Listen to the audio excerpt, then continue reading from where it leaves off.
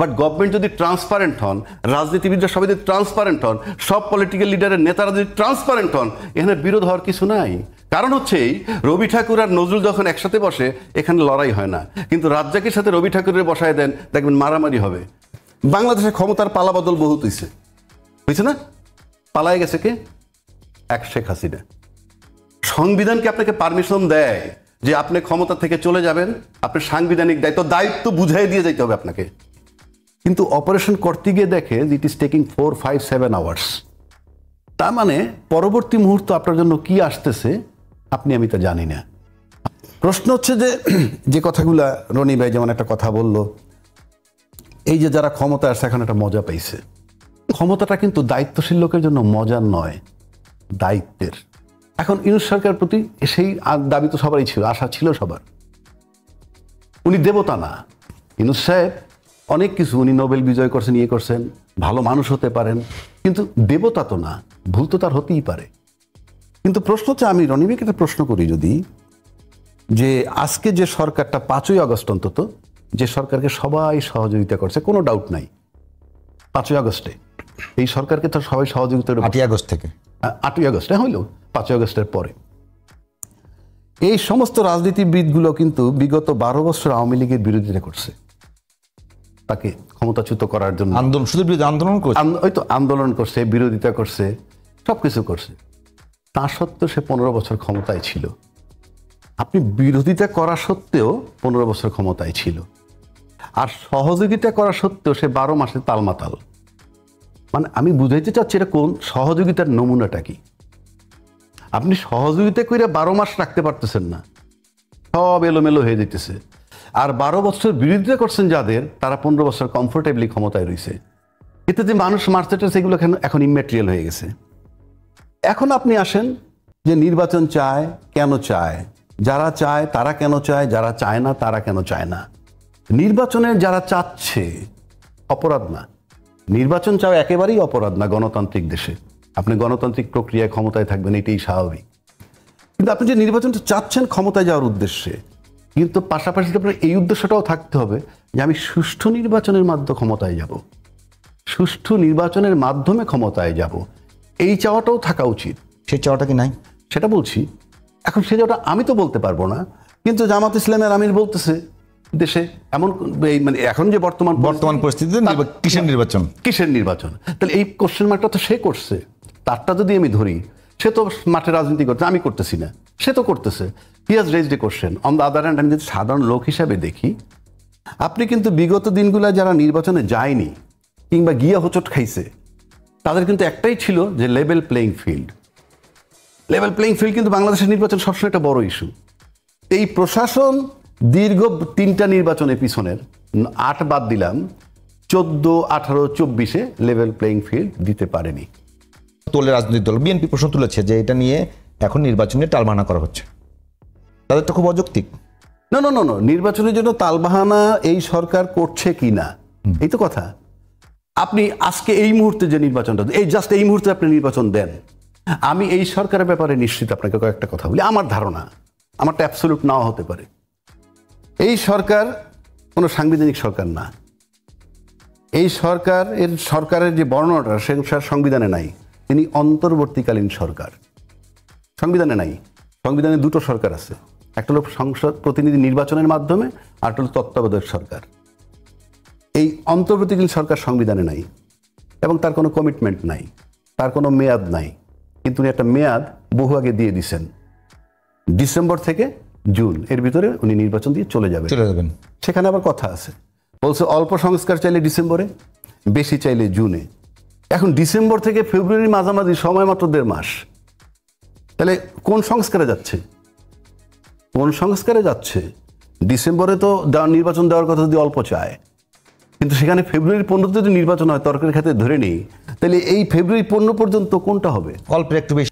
আমরা সরকারকে যে বিষয়গুলো বলি, যে কোনো ঘটনার জন্য দায় সরকারকে নিতে হয়, কিন্তু আপনাকে প্রথম বিবেচনায় নিতে হবে বাংলাদেশে বর্তমান যে সরকারটা আছে, বাংলাদেশ জন্মের পরে, পৃথিবীর আলাপ বাদ দিলাম, বাংলাদেশ জন্মের পরে এরকম একটা সরকার আপনি বাংলাদেশে দেখছেন কিনা যে একটা সরকার যদি এরকম দুইটা ভাগ করি, এই পাশে হইলো পতিত সরকারের রাষ্ট্রপতি আর এই পাশে হইলো এনটি আওয়ামী লীগ একটা সরকার, এইটা জন্মের পরে দেখছেন আপনারা? দেখেন নাই। তো এই পিকুলিরিটি আপনাকে মাথায় নিতে হবে, যেটা নিয়ে কাজ করতেছে আজকে 11 মাস। 1 নম্বর।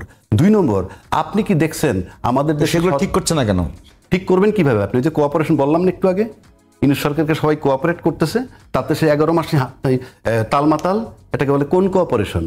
এক জায়গায় বিরোধিতা করে 15 বছর ক্ষমতায় থাকলো সে, আর আপনারা কোঅপারেশন করে তার 11 মাস রাখতে পারতেছেন না। আপনাকে বুঝতে হবে এটা কোন কোঅপারেশন। আমার এই মিথ্যা বলার কিছু না, আমি যা বিশ্বাস করি আমি তাই বলছি।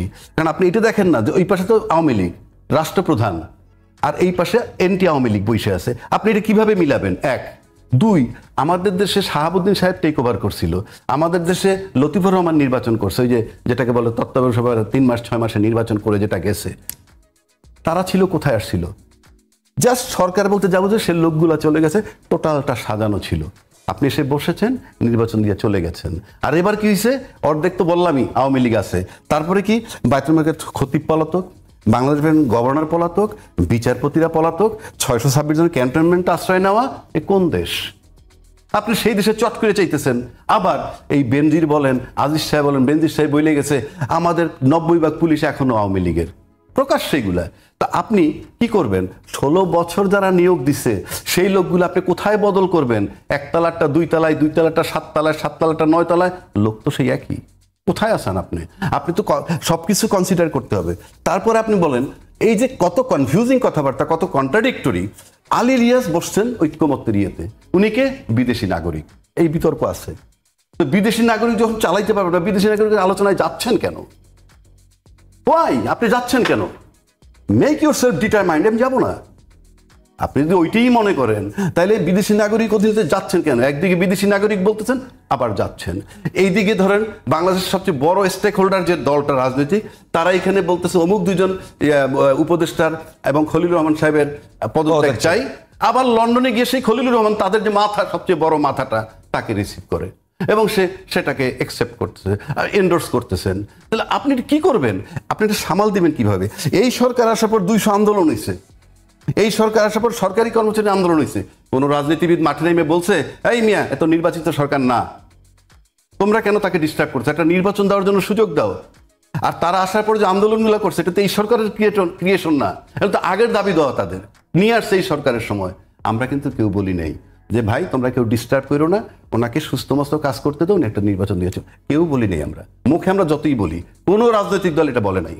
হয়তো কি না হয়তো পরের কথা, that would have been a part of cooperation, সেটা আমরা দেখি নাই। তা আপনি সরকার কি করবেন? আপনার ফুল টাইম টালমাটাল করতেছেন। বিচারপতি ভাই একটা কথা বলছে। আচ্ছা, আর একটা জিনিস দেখেন, আপনি বাংলাদেশের ক্ষমতার পালাবদল বহুত হয়েছে না? পালায় গেছে কে? শেখ হাসিনা। সংবিধান কি আপনাকে পারমিশন দেয় যে আপনি ক্ষমতা থেকে চলে যাবেন? আপনি সাংবিধানিক দায়িত্ব বুঝাই দিয়ে যাইতে হবে আপনাকে। আপনি কোথায় গেছেন? সংবিধান তো ডাস্টবিনে ফেলে দিয়ে আপনি চলে গেছেন। আপনার সংবিধান তোমার ডাস্টবিনে, মুক্তিযুদ্ধের চেতনা সহ আপনি চলে গেছেন। আপনি এটা কি করবেন? আপনি সংবিধানের দায়িত্ব ছুঁইরা মেরে চলে গেছেন, এইটার কৈফিয়ত কি? কাকে দায়িত্ব বুঝাই দিয়ে গেছেন? আপনি যে নির্বাচন চান, আমাকে দায়িত্বটা বুঝাই দিছে কে? আমাকে বসাইছে সংবিধান 106 দ্বারায় সুপ্রিম কোর্টের ব্যাখ্যা মোতাবেক। তারপরে দয়া করে উনি টাইম দিছেন যে আমি জুন 26-এর মধ্যে চলে যাব। সে টাইম দিতে বাধ্য না, কারণ তার ওই শর্তের ভিতরে টাইম নাই। আমি কতদিন মেয়াদ বলে দিছে? সুপ্রিম কোর্টের 106 দ্বারায় যে রেফারেন্স আসছে তাতে কি বলছে ওনার কাজ কি, উনি থাকবেন কতদিন? কিছুই বলেন নাই। উনি বলছেন যে আমি চলে যাব। আমি এখন মনে করি রাজনৈতিক দলের যে কাজগুলো, সাধারণ মানুষের কথা বলছে একটা, সংবিধান নিয়ে ভাবে না। পৃথিবীর কোনো দেশে সাধারণ লোক সংবিধান নিয়ে ভাবে না। সংবিধান নিয়ে কাজ করে লিমিটেড লোক, হাতে গোনা লোক সংবিধান নিয়ে কাজ করবে, তারপরে সেটা আপনি এক্সিকিউট করবেন। এই যে আপনি আজকে কতদিন ধরে চলতেছে, ইউনূস সাহেব একটা অথর্ব লোক, রাজনীতি বোঝেন না, কিচ্ছু বোঝেন না। রাজনীতির উদ্দেশ্য তো ক্ষমতায় যাওয়া, যারা ভোট চায় তারাও তো ক্ষমতায় যাবে। তা আপনার ক্ষমতায় ইউনূস সাহেব চলেই গেছে। রাজনীতি বুঝেন না, উনি ক্ষমতায় গেছেন। আর আপনারা রাজনীতি বুঝেন, তারা তার কাছে নির্বাচন চাচ্ছেন। যে নাকি বিদেশি লোক নিয়ে দেশ গঠন করতেছে, সেই বিদেশি লোক মানেন না, তার সাথে আলোচনায় গিয়ে বসতেছেন। মানে আমি ঠিক বুঝি না যে কোন পদের লোক, আমরা কোথায় আসি, এটা আপনার সমাধান কি করবেন? কঠিন পরিস্থিতি। আজকে এতদিন ধরে আলাপ আলোচনাকেরা ইম্যাচিউরড ইউনূস সাহেব রাজনীতি বোঝেন না, এনজিও চালান, কিন্তু ম্যাচিউরড রাজনীতিবিদরা গিয়েও তো একটা ঐক্যমত আসতে পারলেন না যে তাড়াতাড়ি এগুলো সমাধান করে একটা নির্বাচনে আমরা যাই। এখন এই পরিস্থিতি এমন হইতেছে, সবাই যেভাবে ঐক্যমত্যা আসবে কিভাবে? ঐক্যমত্যা আসতে গেলে যে সিচুয়েশন হচ্ছে যে অনেক রাজনৈতিক দল যারা বিভিন্ন সময় ক্ষমতায় আসছে, তাদের ক্ষমতায় যাওয়ার পথটা রুদ্ধ করা হচ্ছে। ইয়েস, এই দায়টা কার? এই যে সামরিক শাসন দেশে আসছে দুইবার, 111 আসছে, তারপরে যে এই ইউনূস সরকার আসলো, এই দায়টা কার? সবাই আসার আগে তো রাজনীতিবিদরা ক্ষমতায় ছিল নাকি আমার বাবা ছিল?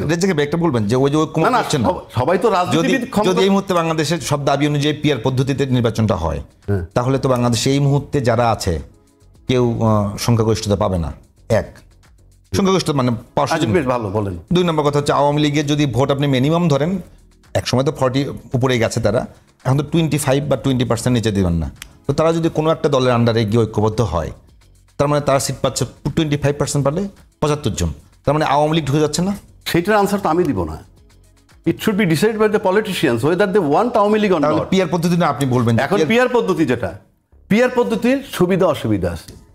আমার ব্যক্তিগতভাবে যে আমি কিন্তু পিয়ার পদ্ধতি চাই না বা চাই এই মতে আমি নাই, কারণ আমি তো একজন আলোচক। আপনি পিয়ার পদ্ধতি মানে হচ্ছেই, এটা তো আমার বুঝাই বলার দরকার নাই, পিয়ার পদ্ধতিতে যে পরিমাণ ভোট পাবে অত শতাংশ ভোট সিট পাবে। এখন মনে করেন 12 কোটি ভোটার, আমরা 50% ভোট হইল 6 কোটি। 6 কোটি ভোট হলে যদি 3 কোটি ভোট বিএনপি পেয়ে যায়, 150 সিট পাবে। হিসাব সহজ, 150 সিট পাবে, হিসাব সহজ। এখন 150 সিট সে পাবে। এখন যদি জামাত 80 লক্ষ ভোট পায়, 40টা সিট পাবে ফর এক্সাম্পল। এনসিপি যদি 60 লক্ষ ভোট পায়, 30টা সিট পাবে। এটার মানে হচ্ছে আপনি যদি পিয়ার পদ্ধতিতে যান, তাইলে কি হয়, সমস্ত রাজনৈতিক দল তার ওপিনিয়ন দেওয়ার জন্য সংসদের ভিতরে ঢুকতে পারে, নাম্বার 1। নাম্বার 2 হচ্ছে এটার ফলে আপনি বাইরে আন্দোলন কমাইতে পারেন, যে সব দলের প্রতিনিধি পার্লামেন্টে আছে, সুতরাং বাইরে আন্দোলন করবা না। 3 নম্বর হইলো, এখানে যারা ভোট দেয়, ভোটটা বিফলে যায় না।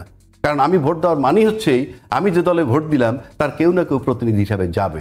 এটা ধরেন আপনি মেরিট। আর ডিমেরিট যদি ধরেন, একটা দুর্বল সরকার হবে। বাট গভর্নমেন্ট যদি ট্রান্সপারেন্ট হন, রাজনীতিবিদরা সবাই যদি ট্রান্সপারেন্ট হন, সব পলিটিক্যাল লিডারের নেতারা যদি ট্রান্সপারেন্ট হন, এখানে বিরোধ হওয়ার কিছু নাই। কারণ হচ্ছেই রবি ঠাকুর আর নজরুল যখন একসাথে বসে, এখানে লড়াই হয় না। কিন্তু রাজ্জাকের সাথে রবি ঠাকুরের বসায় দেন, দেখবেন মারামারি হবে।